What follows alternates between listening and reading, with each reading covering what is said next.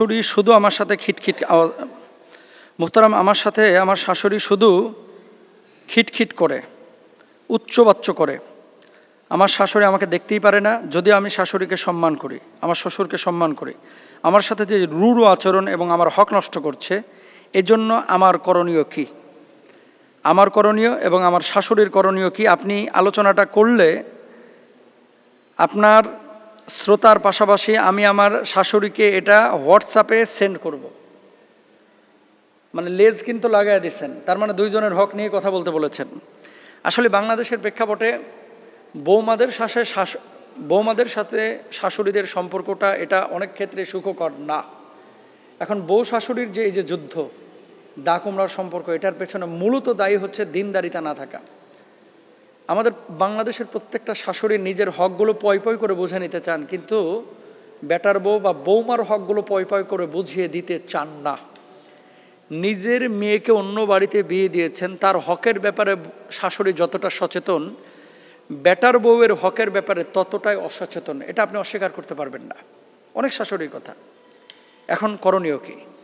করণীয় হচ্ছে কুল্লুকুম রাইন ওয়া কুল্লুকুম মাসউলুন আন রাইয়াতিহি। প্রত্যেকেই তোমরা দায়িত্বশীল এবং প্রত্যেকেই তার দায়িত্বের ব্যাপারে কিয়ামতে জিজ্ঞাসিত হবে।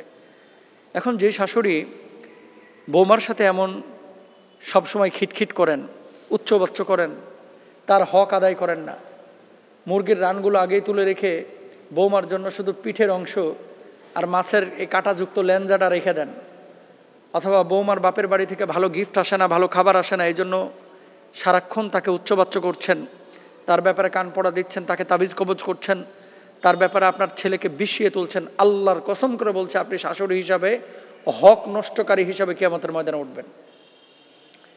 এরকম শাশুড়ি যারা আছেন, এখন শাশুড়ি ভালো, বৌমা যদি, বেটার বউ যদি বদমাশ হয়, এমনও তো আছে যে নিজের মা আসলে নিজের মাকে যে সম্মান, ইজ্জত, যে ভালোবাসা, রেসপেক্ট, তার ব্যাপারে যে রেসপন্সিবিলিটি, এটা মোটেও নাই শাশুড়ির ব্যাপারে। আপনিও দায়ী থাকবেন।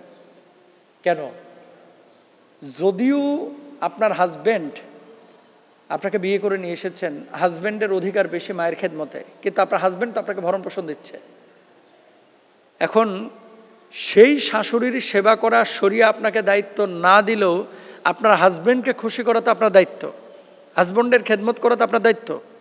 তো হাজব্যান্ড তার মার খেদমত করলে হাজব্যান্ড খুশি হবে, তো তার মার খেদমত আপনি কেন করবেন না?